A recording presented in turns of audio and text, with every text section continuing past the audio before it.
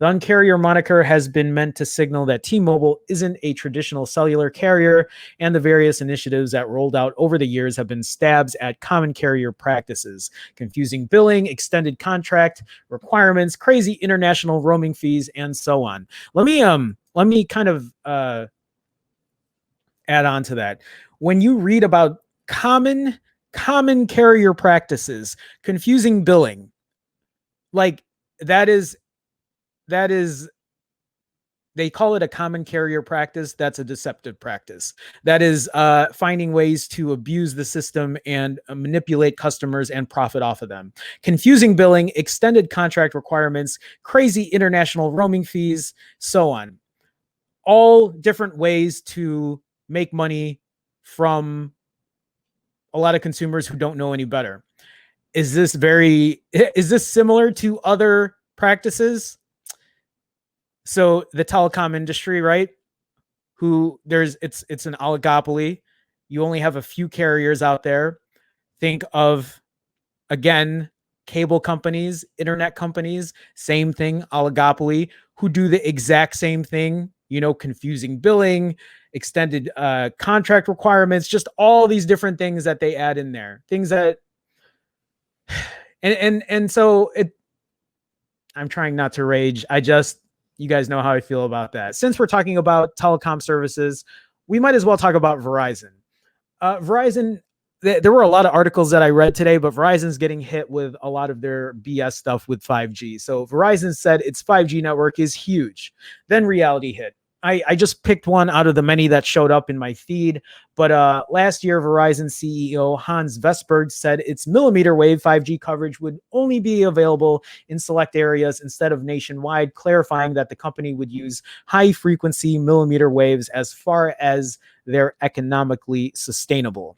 By economically sustainable, that means we're going to put as many as we can that will profit us the most. Once it provides us not that high level of profitability, then we don't care about you. We just care about how much money we make. But that didn't stop the company from falsely implying its millimeter wave 5G coverage was widely available across the US in its advertisements, according to the National Advertising Division. The agency released a statement yesterday that recommended Verizon stop running those ads, and the telecom giant has, reluctantly. The NAD requested in its statement that Verizon discontinue claims which communicate its 5G service is widely available in cities across the country. Next time anyone starts bragging to you about having Verizon's 5G millimeter wave, have them run a speed test for you.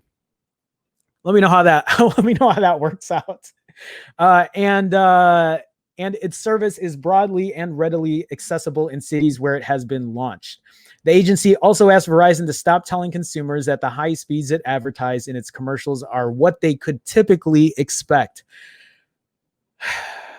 The fact that we have these companies that get away with it. I mean, obviously they're not getting away with it right now, but they have been for how long? And how long has this message been spouted out for? How long have we been listening to this message that Verizon has the best 5G ever? Like, why would you, don't use 5G anywhere else? In fact, our 5G is so good that you have to pay extra for it. You got to pay premium for it.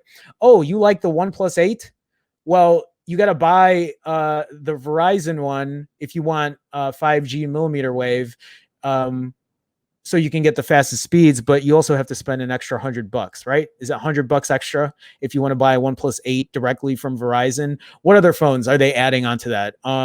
Was it the Motorola Edge Plus? Or actually, I think the Edge Plus you can only buy from Verizon, and you can get their shitty 5G millimeter wave. So it says here, Verizon is saying it doesn't dispute that its current 5G service is limited and that, quote, Verizon's 5G coverage is primarily restricted to outdoor locations in certain neighborhoods and varies from block to block. Imagine if I was a 5G representative and you were looking at buying a 1+8 from Verizon. I'd be like, yeah, we have this 1+8 from Verizon. And actually, this 1+8 that I have here is a Verizon exclusive. You can only use it on Verizon's network, but you can use our 5G millimeter wave. It's the fastest. It's the fastest speed you can get on a OnePlus 8 phone, probably faster than any other phones we have here because of this 5G millimeter wave technology. But I have to add this in here because, transparency is important. 5G might be very fast, but right now the service is limited. And the coverage for it is not only limited, but it's only restricted outside and only to certain neighborhoods. Which ones I don't know, but only certain neighborhoods. Is it a neighborhood around this area? I don't know, but it's just certain neighborhoods. And then that speed, it varies from block to block. Would you buy that phone now?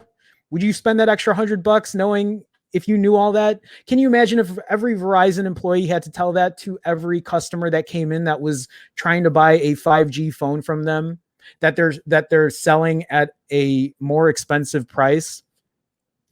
How many people would not buy that? I'm sure there would be a lot more consumers then that would be able to share that message with other people. But of course, they're not going to say that, because why would they? But at the same time, they shouldn't have free roam to say that they have the best coverage, widely available, fastest speeds everywhere, and not add that disclaimer in there. That's all I'm trying to get at. We want transparency. I shouldn't have to be a tech reviewer that has to scream this from the rooftop. This should be something that should be widely available to every consumer. I shouldn't have to sit here and try to spread this message to people. This shouldn't be my job. The millimeter wave 5G that Verizon does have available in certain cities operates in a high band frequency. That means its 5G signal has a short range of only about 1,000 feet. And that signal is easily distorted by physical objects like buildings, windows, and even tree branches. Oh my God. Why? I wish I read that part before I got into the whole I was a Verizon employee. I mean, imagine adding that in there as well. Say, yeah, the 5G will work, but outdoors, certain neighborhoods, varies from block to block.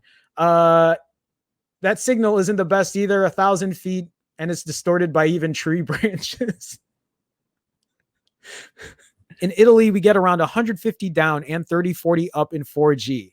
Look at that. So that's so crazy to me. So for you to get that 150 down on 4G, we don't get that here in the States. I don't know. Maybe other people get that in the States. I know there are people here in the US. Do any of you guys here in the US, are you getting 150 down when you run a speed test? And I'm not talking about your Wi-Fi. I'm talking about on your carrier, on T-Mobile, on Sprint, AT&T, Verizon. Are you getting 150 down and 30 and 40 up regularly? Because that 30 up right now is new to me on 5G. I've never had that before. Deepak's getting it on 4G. Paul Hendricks was saying he was getting 400 down on his, and I can't remember what he got up, but it was something still very, very high. Brian says, hell no.